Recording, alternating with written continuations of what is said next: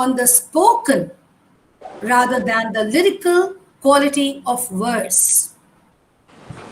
Now, in the 18th and 19th century, metaphysical poetry was not much valued because in the 18th and 19th century, poetry was believed to be an imitation of reality, and therefore it could not be metaphysical.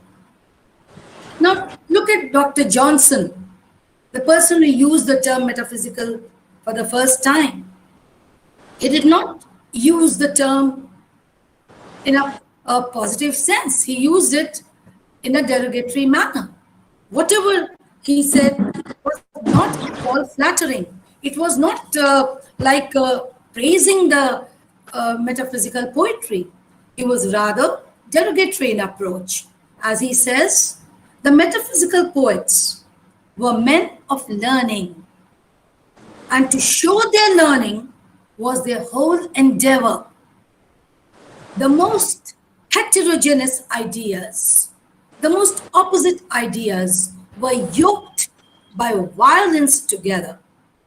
So here we see that words and images from different arenas, they were fused together, and when united, they presented a concise image as nobody could ever conceptualize earlier.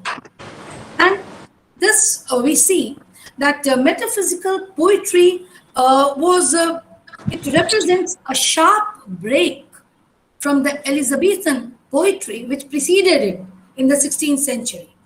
Because whereas we see that most of the Elizabethan poetry was flowery and decorative in quality, but metaphysical poetry could be distinguished by the use of peculiar metaphysical conceits.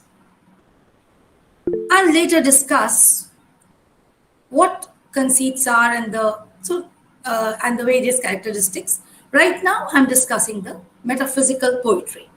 Now, the highly intellectualized poetry of the metaphysical poets was not at all appreciated in the 18th and the 19th century. Why? Because 18th and 19th century were the romantics who placed emotions, feelings above everything else.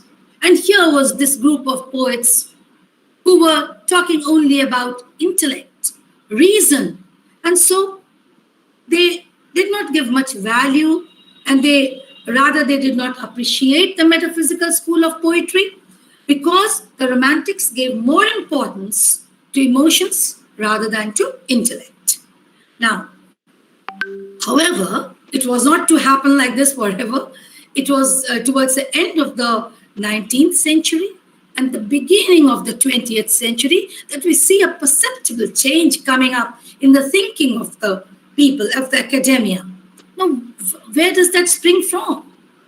It was the landmark essay by the greatest poet critic, T.S. Eliot, which led to a revival of interest in metaphysical poetry, in John Donne, the founder of metaphysical poetry, and his group of people, his group of poets. So, why?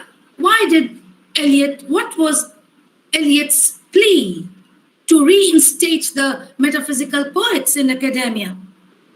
Something which had been disregarded, not much appreciated in the preceding centuries. Why did it suddenly come to importance in the 20th century? What plea did T.S. Eliot give? What was the ground? Well, Eliot said that the works of these men, the work of these metaphysical poets, embodied a fusion of thought and feeling. Well, and then, according to Eliot, Romanticism is a sentimental age. The Victorian poets, they could not combine thought and feeling. They were self-conscious. And instead of feeling and thought, they thought only about their thoughts. Excuse me, ma'am. And Excuse me, the ma'am. metaphysical, yes, Aditya? Ma'am, who is John Donne, ma'am? We are just coming to John Donne. He is the founder. I'm just giving you a background of the metaphysical age. And then I will come to the poet and to the characteristics and the poem finally. So, well, if you've asked the question, John Donne was the founder of the metaphysical school of poetry, which was written in the 17th century. Now, I'm giving you the details of how metaphysical poetry became important in the 20th century. Okay, can I move ahead? Yes, ma'am. Okay. Thank you. Thank you, ma'am. Okay. Now, the metaphysical poets, he said that the Romanticism was a sentimental age. Victorians could not combine thought and feeling.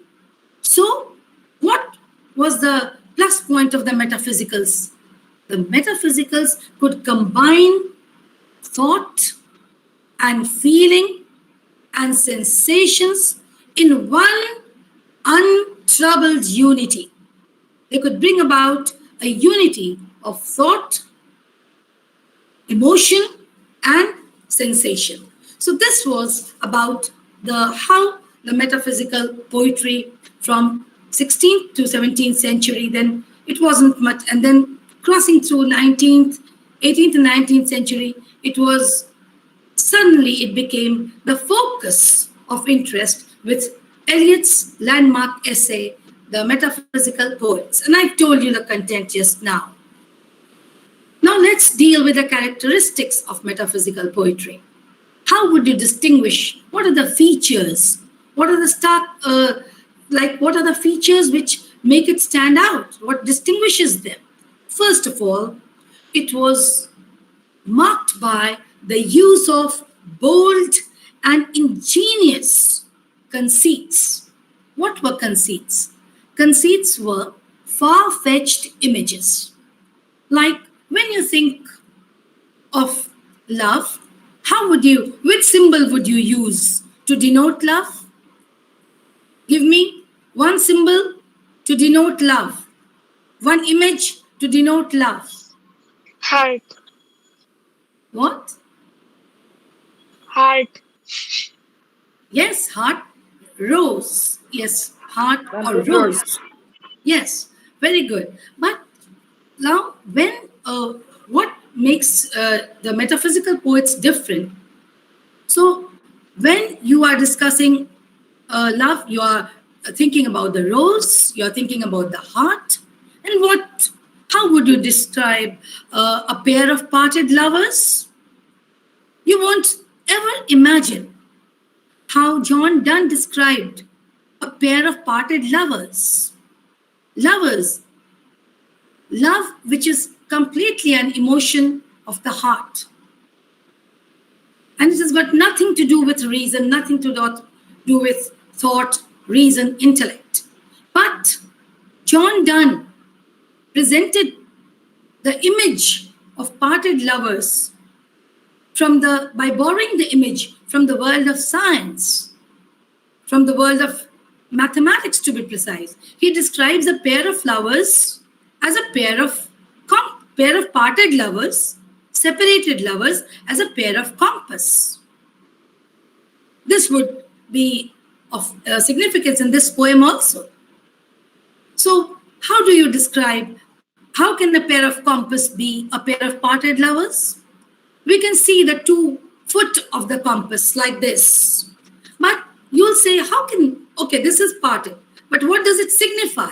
It signifies that, they may be physically apart, but on the head, on the top, they are united. That is, spiritually, they will always be, true lovers will always be one. They'll always be united. But physically, they may be apart, but spiritually, they'll be one.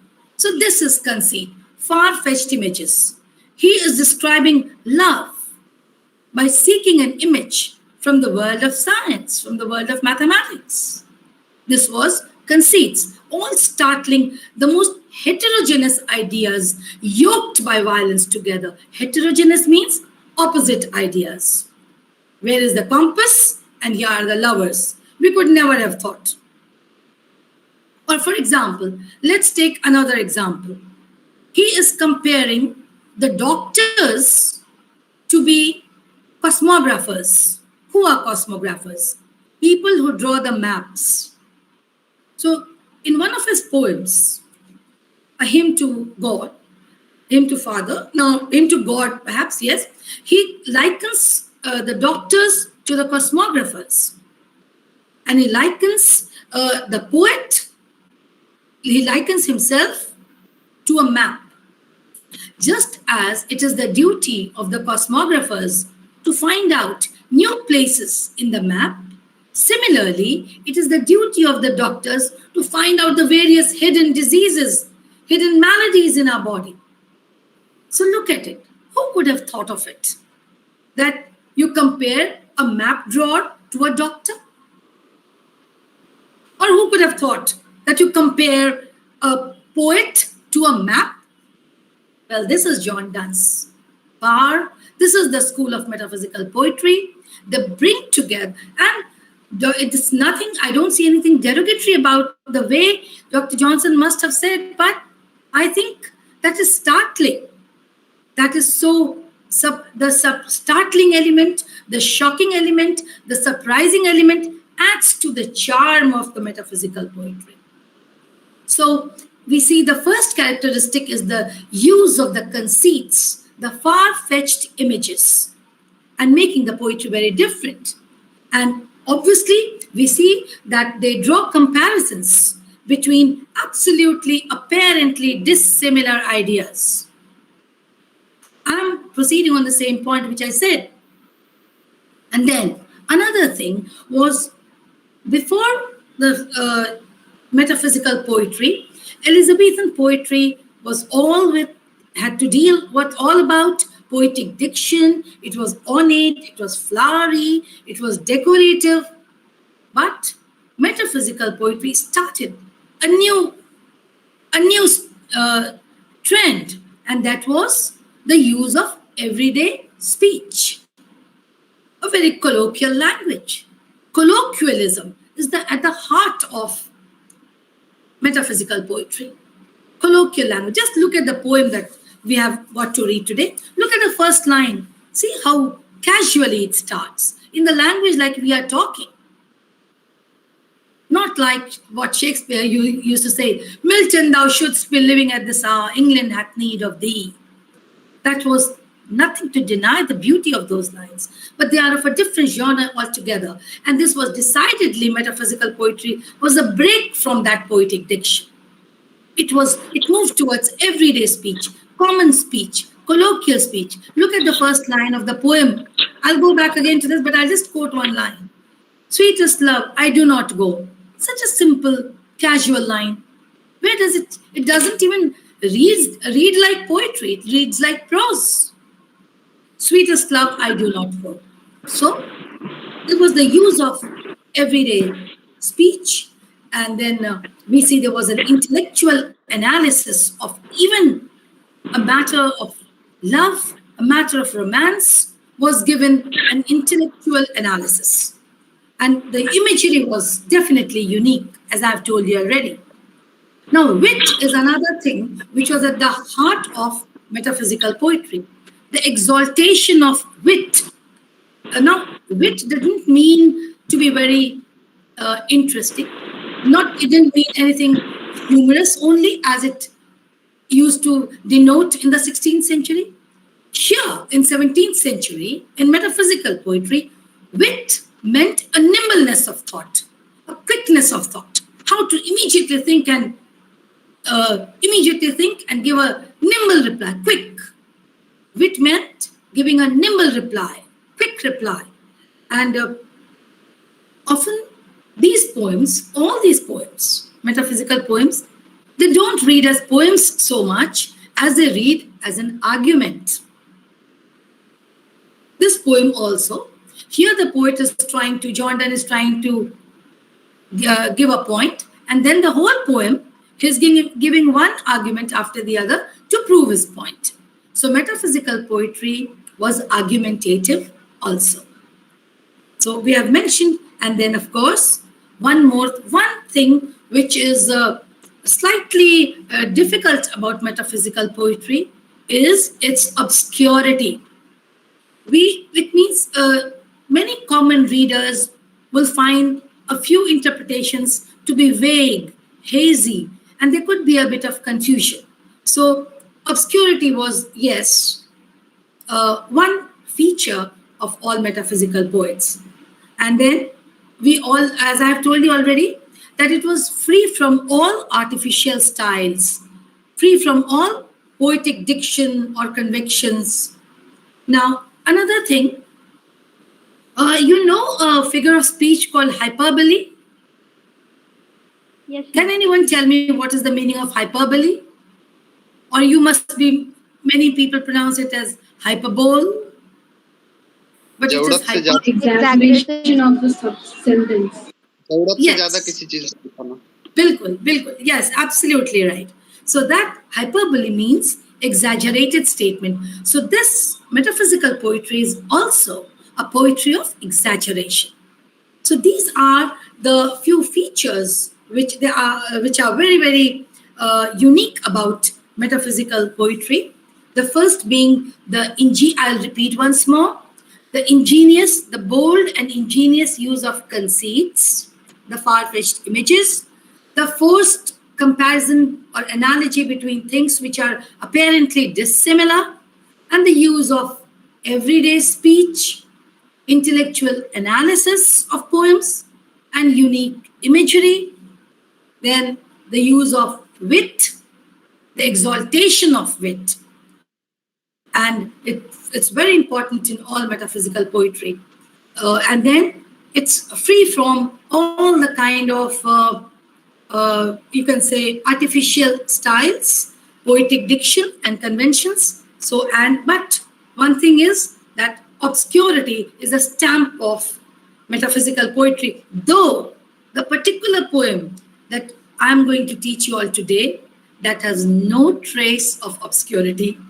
All poems, mostly poems are, and even poem by John Donne, they have some element of obscurity.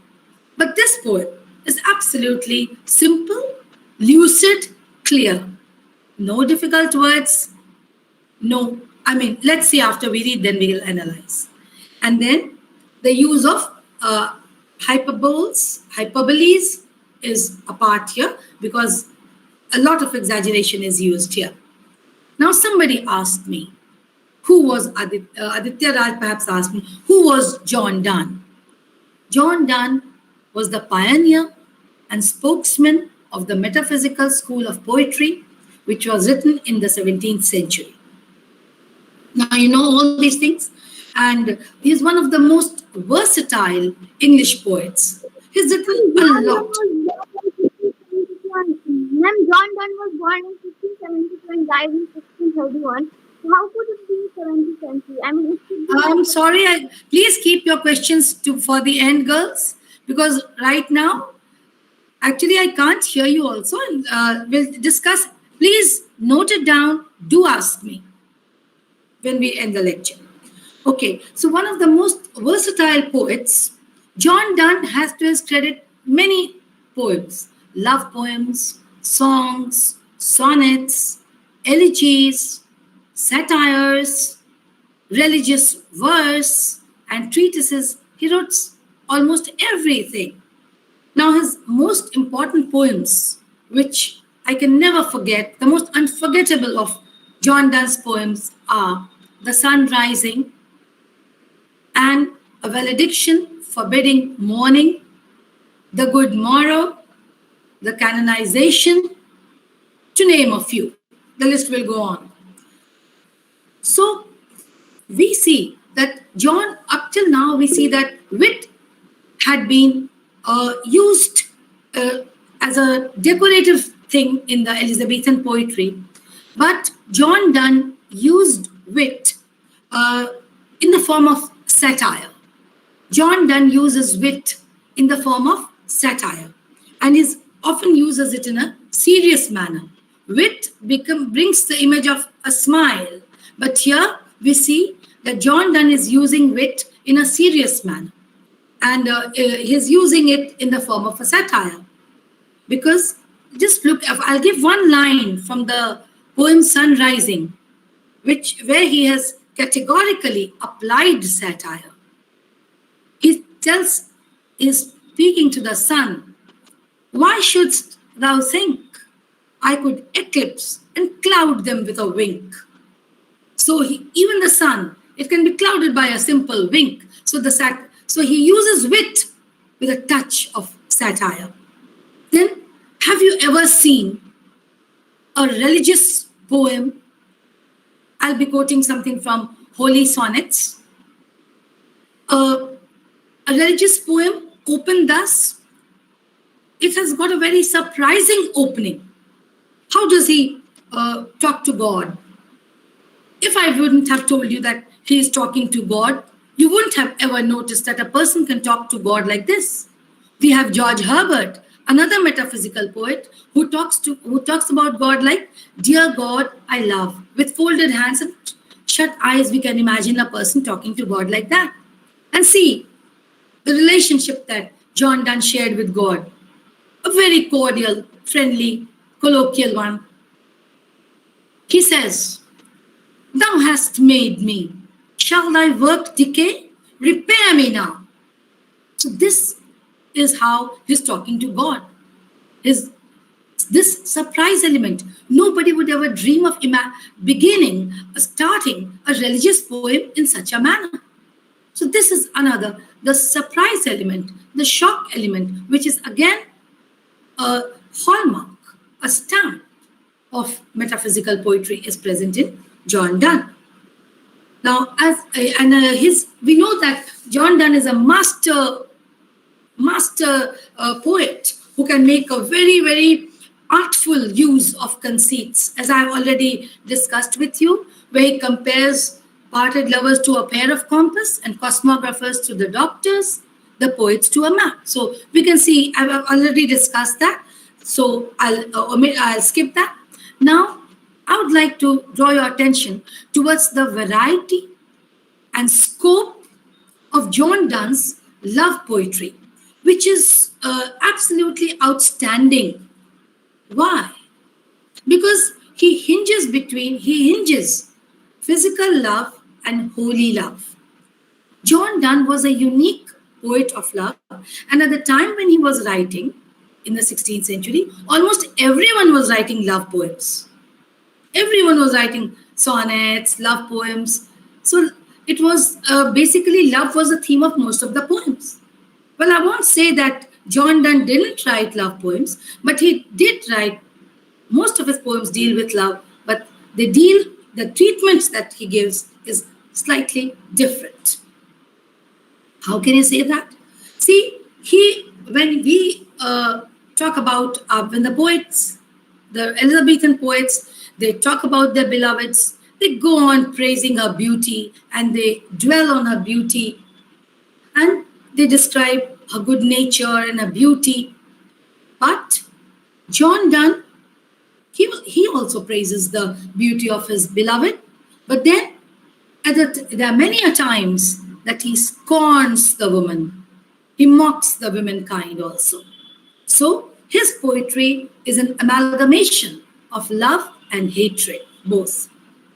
And then again, his poetry is a curious mix of contradictions, spiritual and physical. Distinctly, they are two departments, but they fuse together in John Donne. Because we see that he shows love in his poem not only as a physical, corporeal experience, but also as a spiritual high. Love is not only physical proximity, it is a spiritual high altogether. So this fusion, curious mix of the spiritual as well as the metaphysical is what makes John Donne still more different. Excuse me, ma'am. His style can be startlingly plain. His poetry. Excuse me, ma'am. Yes? Ma'am, in which age metaphysics poetry started? 17th century. You have not been listening attentively? Okay. 17th century. Thank you, ma'am. Please be attentive. When I finish the ode, you'll ask that, what does that prove? Okay. So his style can be startlingly plain. Startlingly means, startling matlab, what does it mean? That it arrests you, it shocks you. So his style can be startlingly plain, as I told you, that when he starts the religious poem by saying, "Thou hast made me, shall thy work decay, repair me now." Again, I'll give you another example. When John Donne's poems startle you, they arrest you, they take you by surprise. He says, "For God's sake, hold your tongue and let me love." So this is such a arresting beginning. You'll certainly say, "Oh, what is this?" It has to draw you, arrest you. It will bring your attention towards itself. "For God's sake, hold your tongue and let me love." This is how he says. Then in his poem Sun Rising, how does he address sun? He addresses sun as, now, who is not going to be shocked when the poem opens like, "Busy old fool, unruly sun, why dost thou thus, through windows and through curtains, fall on us? Must to thy motion lovers seasons run, saucy pedantic wretch?" So he calls sun, S-U-N, sun. He calls the sun as busy old fool. What are you doing? Why are you peeping in through the curtains in a lover's room? Go and wake up the children who have to go to school and people who have to go to work. So this is, and he calls him a saucy pedantic wretch. Pedantic means, does anybody know, please?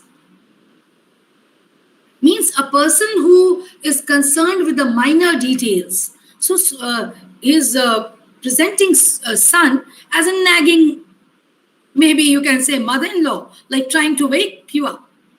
So he's saying, "Busy old fool, unruly son, why dost thou thus, through windows and through curtains, call on us? Must to thy motions lovers' seasons run?" Lovers do not depend upon your timing. They have their own timings. Why are you here to bother us, you saucy pedantic wretch? So these are all, his lines are very startling, very arresting. Now, these are the few features of John Donne's poetry. And one, finally, my last comment on John Donne's merit as an highly individual poet would be his ingenious treatment of the theme of the conflict between spiritual piety and physical carnality. He is showing this all the time. Spiritual piety, spiritual purity, and physical carnality, physical desires. So he shows the conflict between these two in all his poems. This is the theme that he deals with, and that ingenious treatment remains unparalleled in English literature. So up till now, we have just done with John Donne and the metaphysical poetry. Now let's come to the poem. I hope we are not falling. Okay. So this poem that we are going to do, now we are going to discuss the poem. It was, its name is Song, Sweetest Love, I Do Not Go. It was first published in 1633 in a posthumous publication, means after John Donne died, and then it was published. So that's called a posthumous publication. The name of the publication book was Songs and Sonnets. So this poem has been anthologized in the book Songs and Sonnets, which was published in 1633. In this poem, the poet John Donne is addressing his wife Anne Moore, M-O-O-R-E, at the time of his departure for Europe in 1611. He was going to Europe in 1611, and he writes this poem as an address to his wife before going. So, what is this poem is, it's a lyric. This poem is a lyric, and it consists of 5 stanzas, and each with the same rhyme scheme. The rhyme scheme is A B C D D C. So it's the same rhyme scheme in all the 5 stanzas. Each stanza contains 8 lines.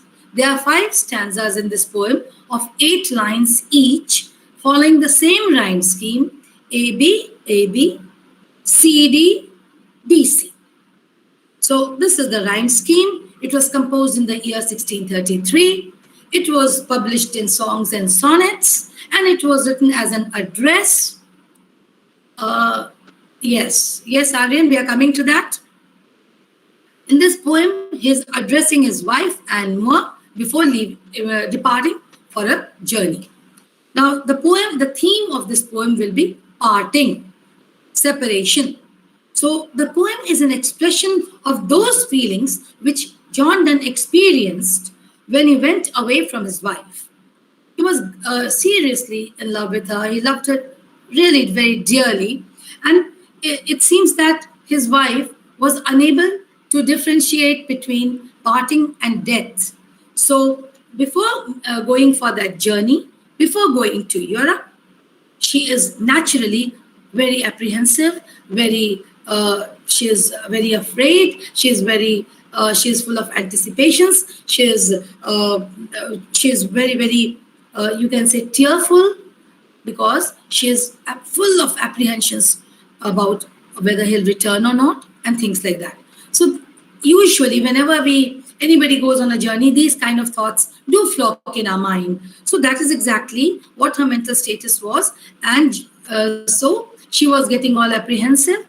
So John Donne has written this poem to console her and tell her not to get apprehensive and face the parting courageously, because this parting is just not a permanent parting. It is just a temporary separation. He will come back soon. So this is the theme. This is what the poem is all about.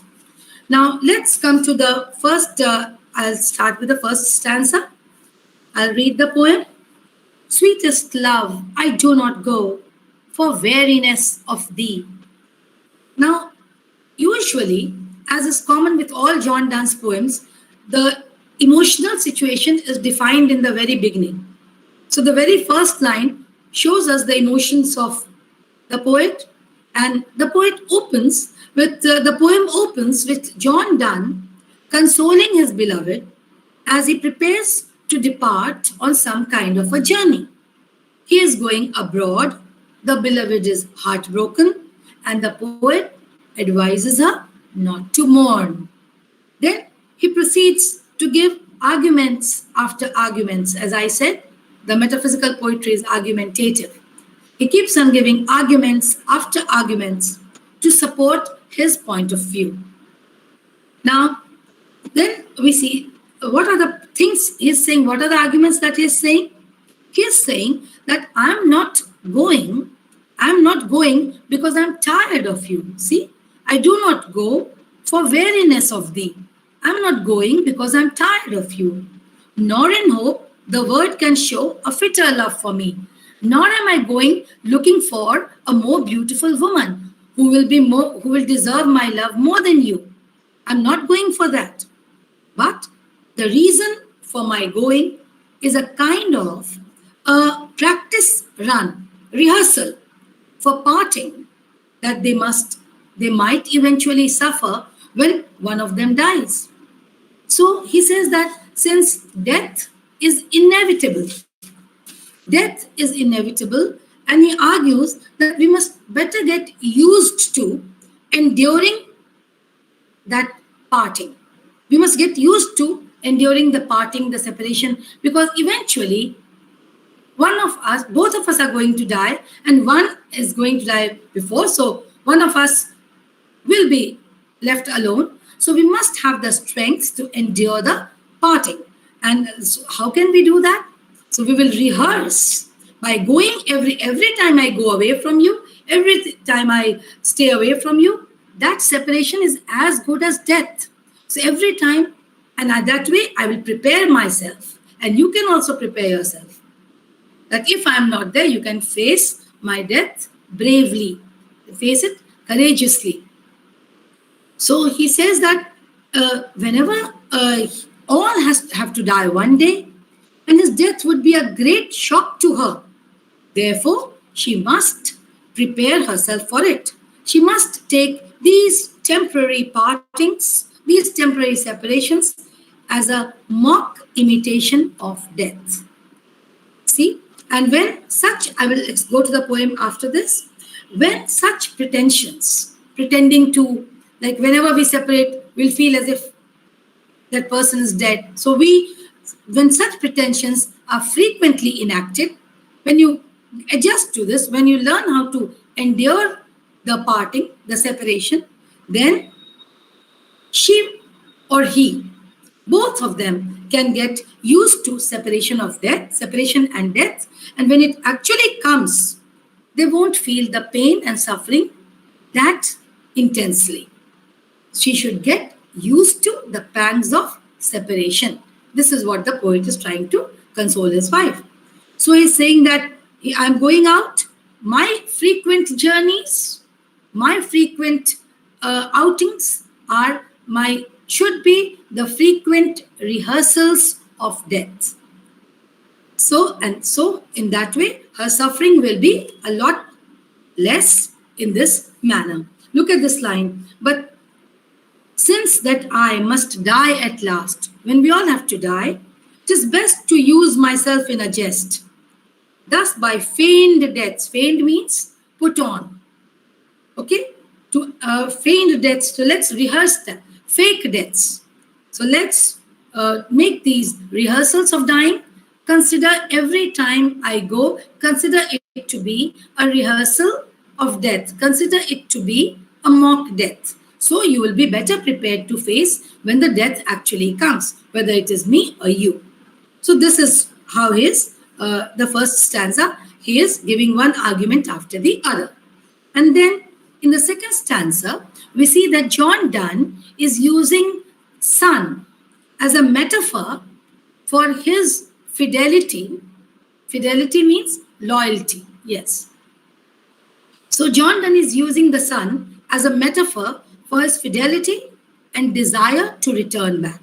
Like, see, yesternight the sun went hence. Last night the sun set. It went away. It set. And if the whole world was engulfed in darkness. But then, and yet, is here today. And yet, he went yesterday, but he's back again.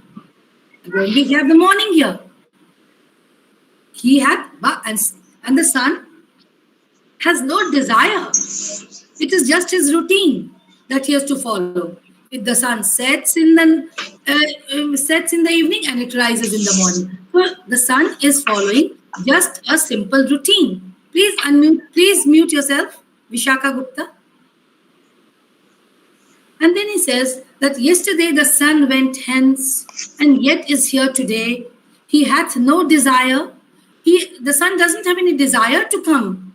Still it comes because it's following its routine. And nor sense. Neither does it have any feeling. Neither is the sun returning for anyone special.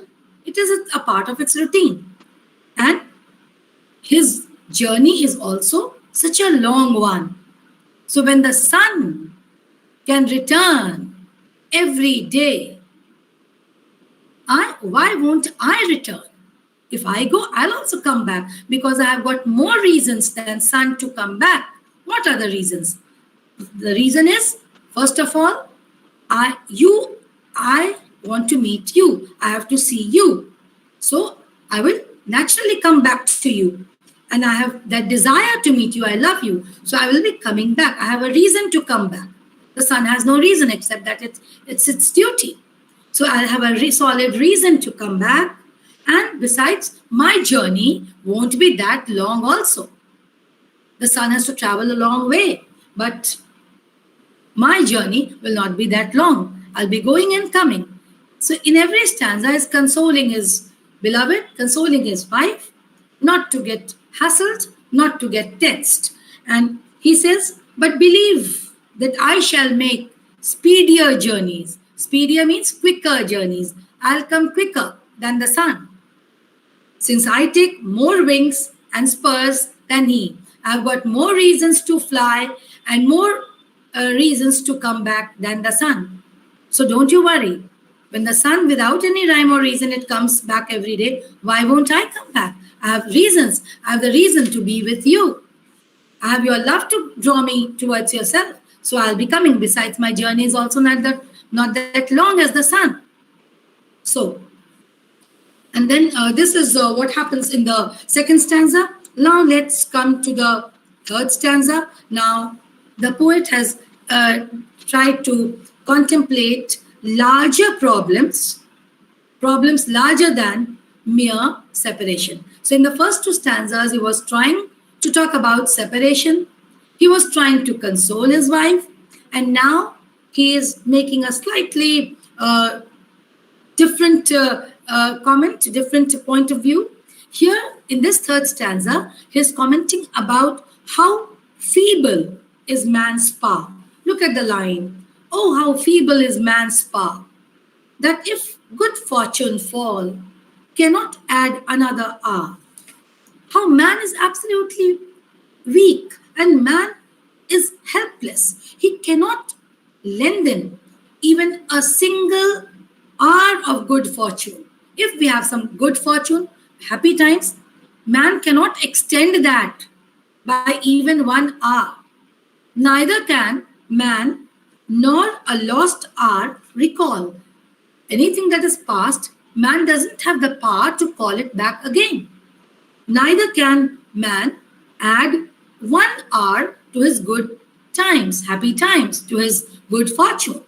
But when misfortunes befall, when misfortunes surround us, what do?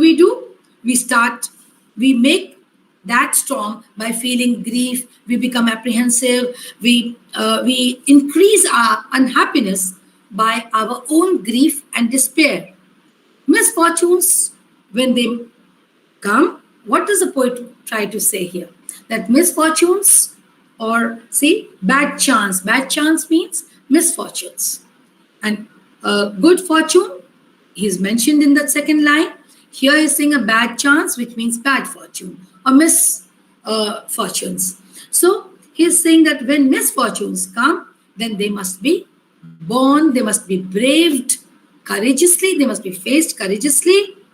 And if we face them courageously, then the impact on us will be less. And what do? We start anticipating misfortunes. We start getting apprehensive. We start panicking when we have misfortunes. And we suffer more that way. We make that suffering stronger by anticipating all kinds of misfortunes. So his advice to his beloved is, please face this separation courageously, and thus she could lessen the pain or the suffering which is caused by it. See, but come bad chance, and we join it to our strength, and we teach it art and length, itself over us to advance. It overpowers us. Whenever bad misfortune comes, it overpowers us, it dominates us. We should not let it dominate. We should just fight it back. And then the suffering, of course, the pain will be there, but of course the intensity will be less. Then in this poem, in this stanza, this third stanza shows a slight turning of thought also. Because in the prior two stanzas, we see that the poet was giving assurances that I will come back, don't you worry. But in this stanza, he says that if you fear, or if you get tensed, or if you get apprehensive, then you will cause yourself harm. This is the twist of thought, a slight development of thought in the third stanza. So it's not just consoling, it's about warning. It's kind of a warning that don't become very, very weak face it bravely, and then the pain will be less. And he wants to say that one should not waste time. What does the third stanza, what is the message of the third stanza?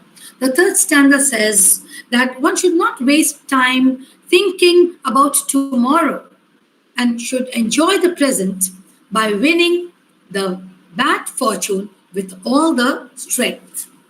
Now, let's come to the fourth stanza. I think we have time. Yes. In 10 minutes, I have to finish this. We'll be done. When thou sighest not wind, but sighest my soul away. He says in the first line of the fourth stanza. So the beloved's expressions of despair, when he sees his beloved despairing, fretting so much, but the beloved's expression of despair cause harm to the lover. It harms the poet. Why? Because he says, I am so much a part of you. I am in you. So when you sigh, when you cry, when you sigh, you breathe me out. I am a part of your breath. So when you sigh, when I'm not there, when you sigh, you breathe me out. And when you cry, see what is the line? When you sigh, thou sighest not wind. When you breathe, you don't breathe wind. You don't breathe the air. You breathe me out. You breathe my soul away because I am in you.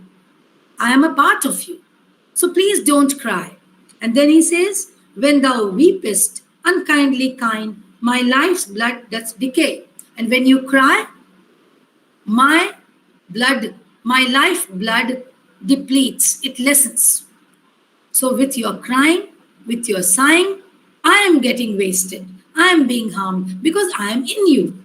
When you will cry, my lifeblood will be depleted. And when you sigh, means when you breathe, and when you breathe out, I will go out of you.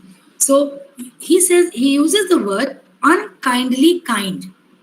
Why has he used two words, oxymoron? Why has he used two opposite meaning words here? Kind, because she feels for the poet.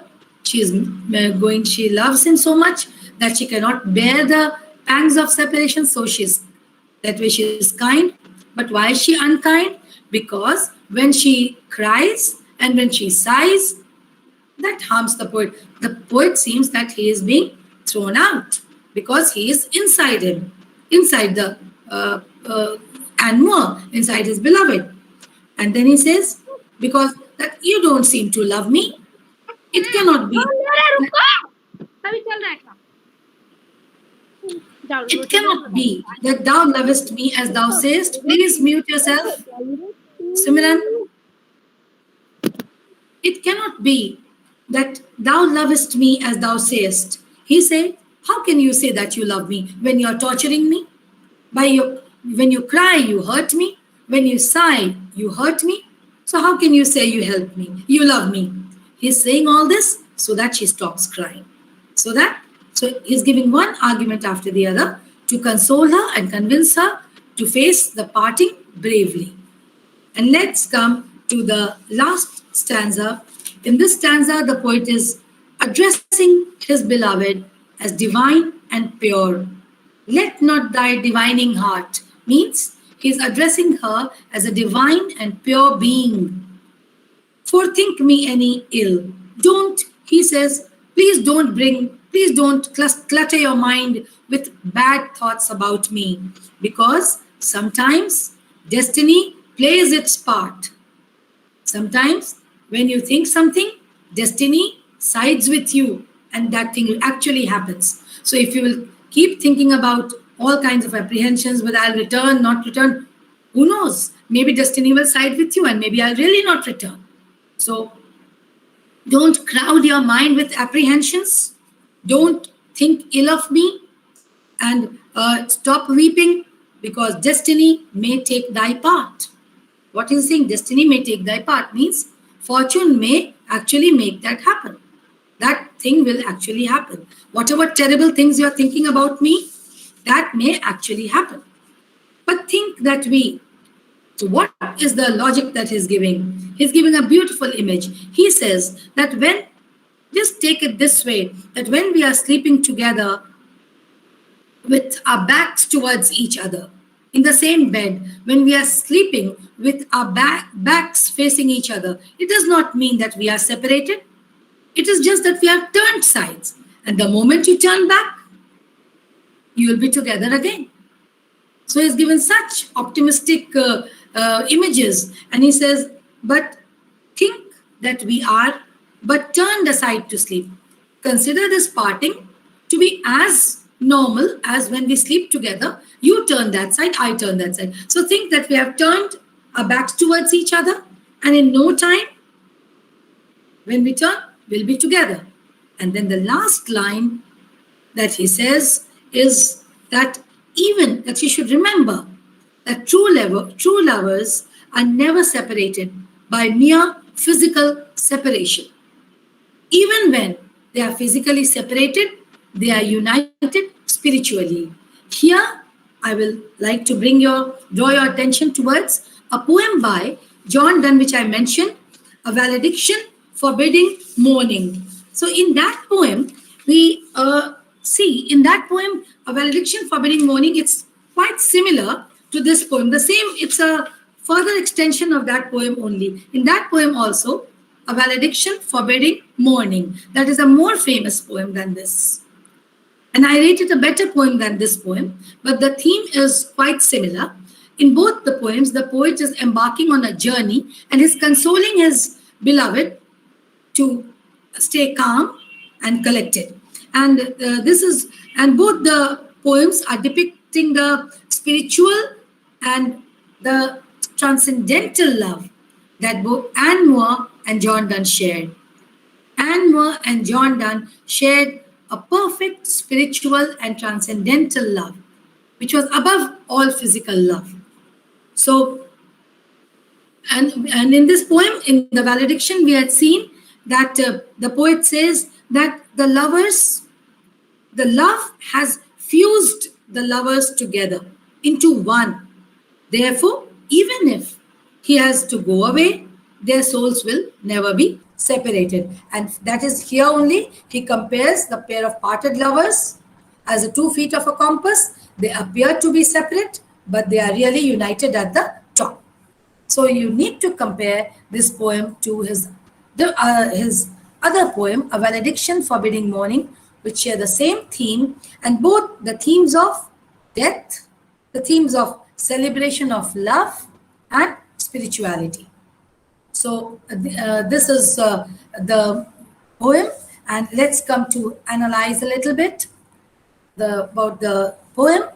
So as I told you, obscurity is a part of metaphysical poetry, but this poem is not an obscure poem.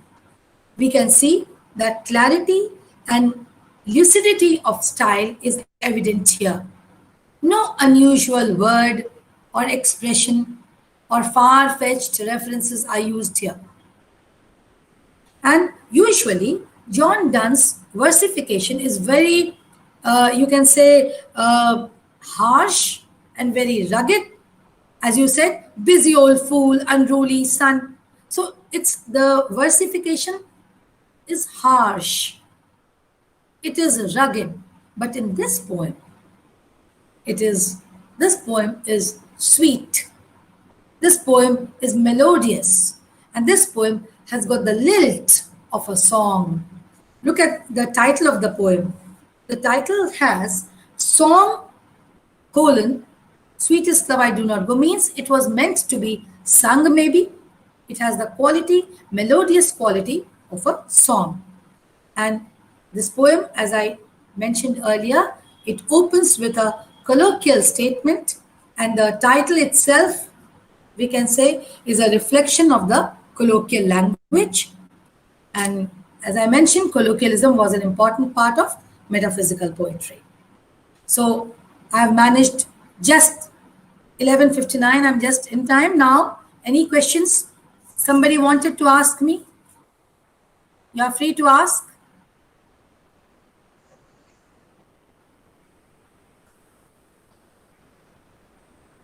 Any questions, girls?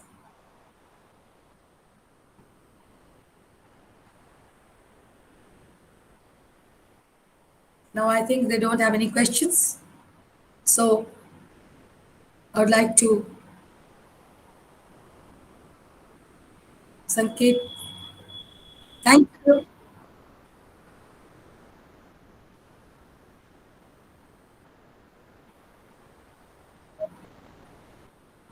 Yes, exactly. Thank, thank you all the students, and let's please keep your questions whenever you, because if you interfere in between, you please note down your questions whenever you have that comes in your mind, and then towards the end of the class we will have an interactive session. You are free to ask as many questions. You're welcome, girls. Thank you so much. Thank you.